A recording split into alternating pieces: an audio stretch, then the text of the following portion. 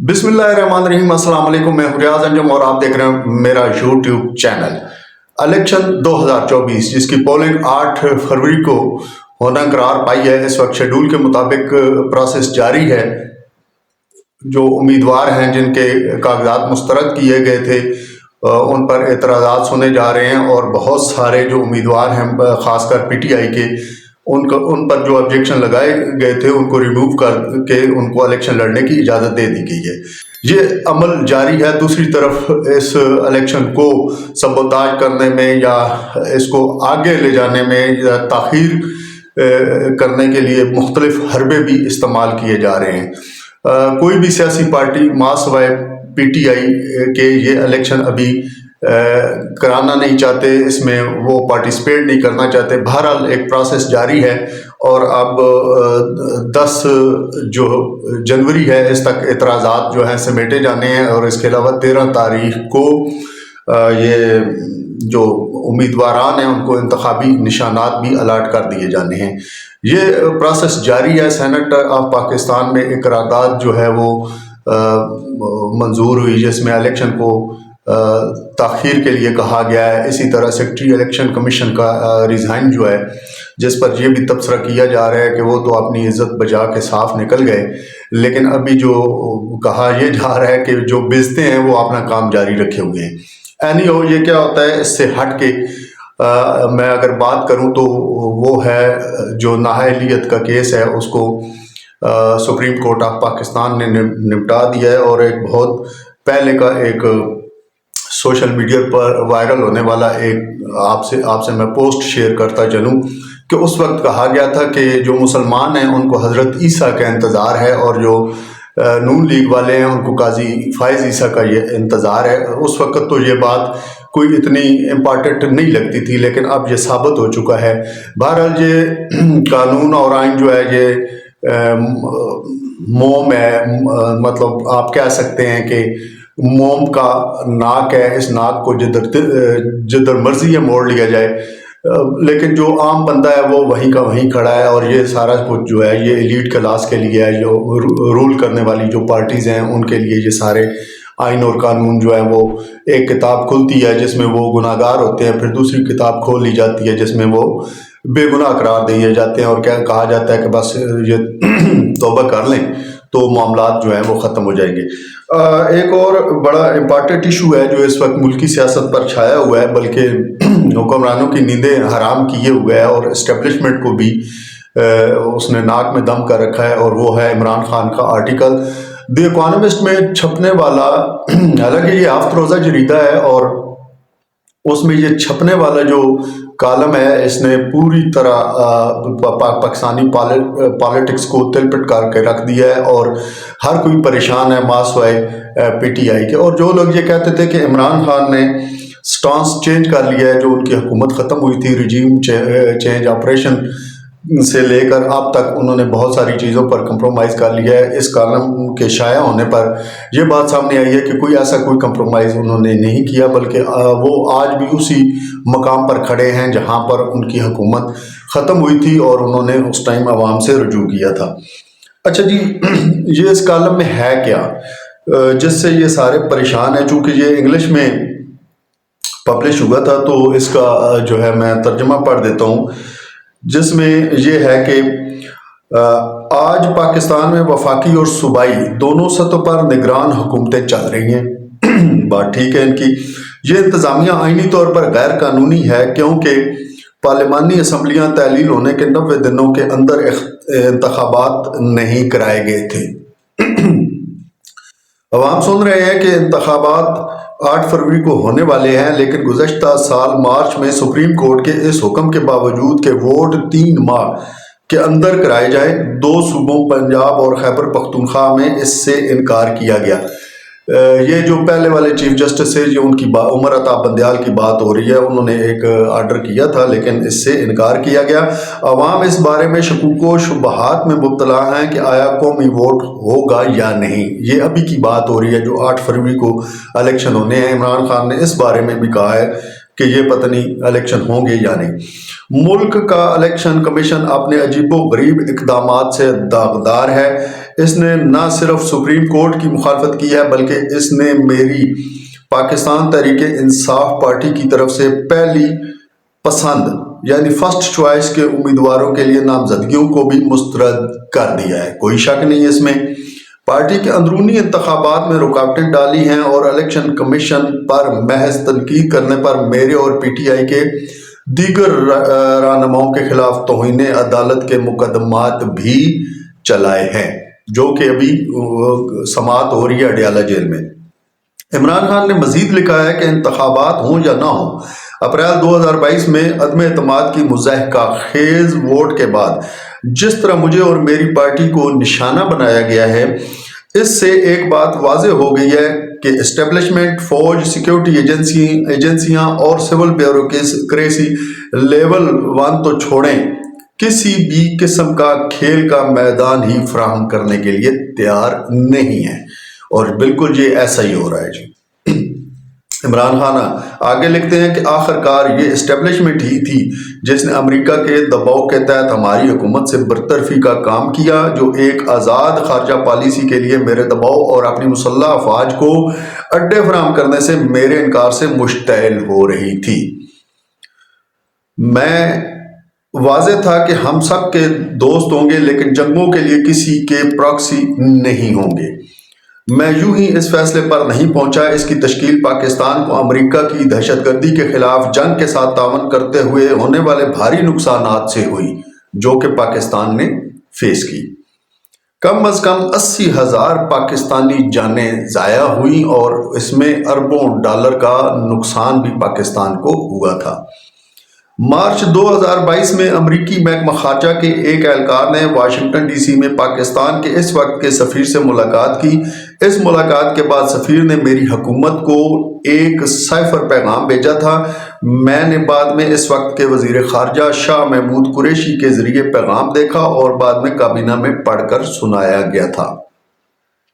صائفر message میں جو کچھ کہا گیا ہے، اس کے پیش نظر میں سمجھتا ہوں کہ امریکی اہلکار کا پیغام یہ تھا: عدم اعتماد کے ووٹ کے ذریعے عمران خان کی وزارت عظمیٰ سے پلگ کھینچو، ورنہ چند ہفتوں کے اندر ہماری کھینچو، ورنہ آگے ڈیش ڈیش ہے، یعنی ایک دھمکی دی گئی۔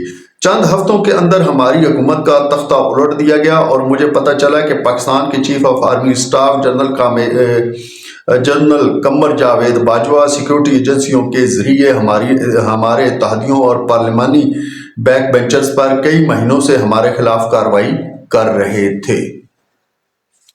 حکومت کی اس تبدیلی کے خلاف لوگ سڑکوں پر نکل آئے اور اگلے چند مہینوں میں پی ٹی آئی نے 37 میں سے 28 ضمنی انتخابات میں کامیابی حاصل کی اور ملک بھر میں زبردست ریلیاں نکالی، جس سے یہ واضح پیغام گیا کہ عوام کہاں کھڑی ہے۔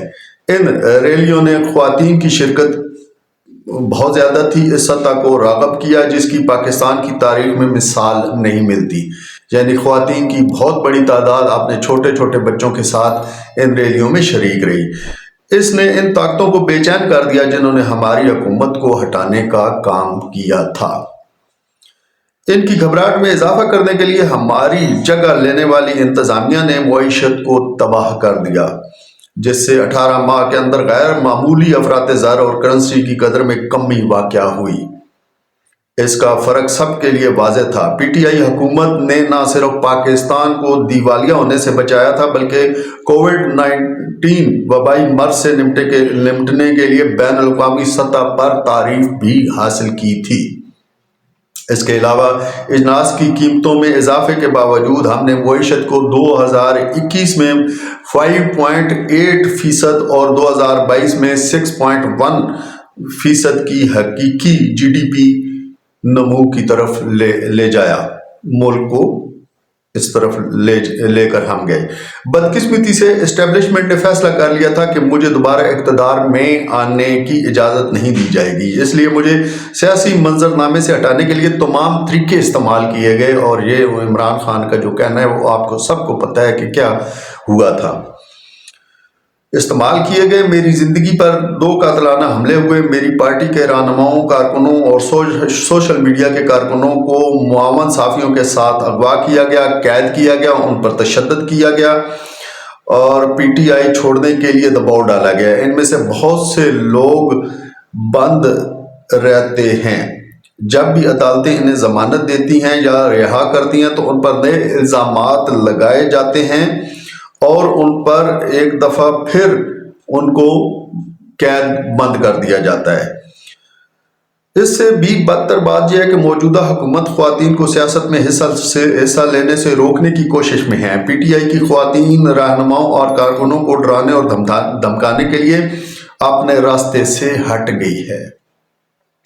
इमरान खान मजीद लिखते हैं, मुझे तकरीबन 200 कानूनी मुकदमात का सामना है और खुली अदालत में आम ट्रायल से इनकार कर दिया गया है।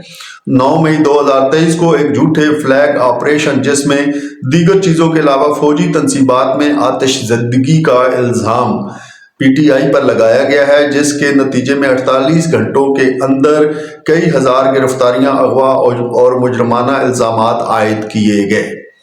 रफ्तार ने जाहिर किया कि ये पहले से मंसूबा बना हुआ था। इसके बाद हमारे बहुत सारे रहनुमाओं को तशद्दुद का निशाना बनाया गया या उनके अहले खाना को प्रेस कॉन्फ्रेंसों और इंजीनियर टेलीविज़न इंटरव्यूज़ में ये बताने की धमकी दी गई कि वो पार्टी छोड़ रहे हैं। कुछ को दूसरी नई बनने वाली सियासी जमातों में शामिल होने पर मजबूर किया गया। दूसरों को मजबूर किया गया कि वो मेरे खिलाफ झूठी गवाही दें। इमरान खान मजीद लिखते हैं कि इन सब के बावजूद PTI मकबूल है। दिसंबर में होने वाले पिटन कोलेशन 38 के पोल में 66% हमायत के साथ मेरी ज़ाती मंजूरी की दर्जाबंदी इससे भी ज़्यादा है।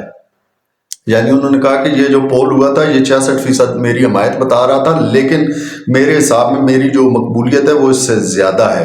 अब इलेक्शन कमीशन पार्टी को इलेक्शन लड़ने के हक से महरूम करने के लिए हर तरह की गैर कानूनी चालों में मुलव्वस है और इसमें कोई शक नहीं है। इमरान खान मजीद लिखते हैं कि अदालतें रोज़ बरोज़ अपना एतबार खोती नज़र आ रही हैं और ये देख लें, ये जो सुप्रीम कोर्ट का फैसला आया है जिसमें नाअहलियत को अहलियत में तब्दील किया गया है। ये पाकिस्तान के बच्चे बच्चे को पता था कि ये फैसला आना है, तो इतना तरद्दुद करने की ज़रूरत क्या थी, इतनी जो है हेयरिंग करने की ज़रूरत है। बच्चे बच्चे को पता है कि फैसला क्या आना है। आगे लिखा जा रहा है जी कि दरीं असना करप्शन के इल्ज़ाम में सजा याफ्ता साबिक वज़ीर आज़म नवाज शरीफ बरतानिया से वापस आ गए हैं, जहां वो पाकिस्तानी इंसाफ से मफरूर की हैसियत से रह रहे थे। नवंबर में एक पाकिस्तानी अदालत ने सजा को कल अदम करार दे दिया। मेरा यकीन है कि मिस्टर शरीफ ने एस्टेब्लिशमेंट के साथ मुआहदा किया है जिसके तहत वो इनकी बर्रियत की हमायत करेगी और बिल्कुल ऐसा ही हो रहा है और आइंदा इंतखाबात में अपना वज़न इनके पीछे डालेगी। लेकिन अब तक अवाम PTI की हमायत और मुंतखब को मुस्तरद करने में बेलगाम रही है। इन हालात में 8 फरवरी को इंतखाबात हो सकते हैं PTI के अलावा तमाम जमातों को आज़ादाना इंतखाबी मुहिम चलाने की इजाज़त है। मैं गद्दारी के मुज़ाहिका खेज़ इल्ज़ामात में कैद, तन्हाई में कैद रहता हूँ। हमारी पार्टी के वो चंद रहनुमा जो आज़ाद रहते हैं और अंडरग्राउंड नहीं होते, इन्हें मकामी वर्कर्स कन्वेंशन भी मुनक्किद नहीं करने दिए जा रहे, जहाँ PTI के कारकुन इकट्ठे होने में कामयाब होते हैं। उन्हें पुलिस की वहशाना कार्रवाई का सामना करना पड़ता है। इस मंजरनामे में अगर इंतखाबात हुए भी तो वो एक तबाही और एक मजाक साबित होंगे, क्योंकि PTI को इंतखाबी मुहिम चलाने के लिए इसके बुनियादी हक से महरूम किया जा रहा है। इलेक्शन का ऐसा मजाक मजीद सियासी अदम इस्तेकाम का बायस बनेगा। ये बदले में पहले से गैर मुस्तहकम मुईशत को मजीद बढ़ा देगा।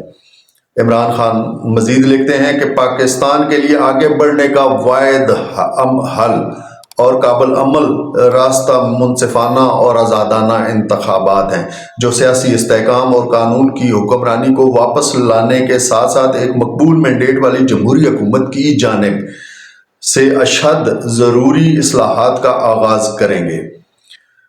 پاکستان کے پاس اپنے آپ کو درپیش بحرانوں سے چھٹکارا پانے کے علاوہ کوئی راستہ نہیں ہے۔ بدقسمتی سے جمہوریت کا محاصرہ کرتے ہوئے ہم ان تمام محاذوں پر مخالف سمت میں جا رہے ہیں۔ عمران خان پاکستان تحریک انصاف کے بانی اور سابق چیئرمین ہیں اور 2018 سے 2022 تک پاکستان کے وزیر اعظم رہے۔ یہ جو کالم شائع ہوا ہے یہ اس جریدے کی طرف سے یہ بتایا گیا ہے کہ عمران خان جو ہیں وہ تحریک انصاف کے سابق چیئرمین ہیں اور اس طرح وزیر اعظم رہے ہیں۔ آگے پھر ایڈیٹر کا نوٹ ہے جو یہ ہے کہ پاکستان کی حکومت اور امریکی محکمہ خارجہ مسٹر خان کے پاکستانی سیاست میں امریکی مداخلت کے الزامات کی تردید کرتے ہیں۔ حکومت ان کے خلاف آفیشل سیکرٹ ایکٹ کے تحت مقدمہ چلا رہی ہے۔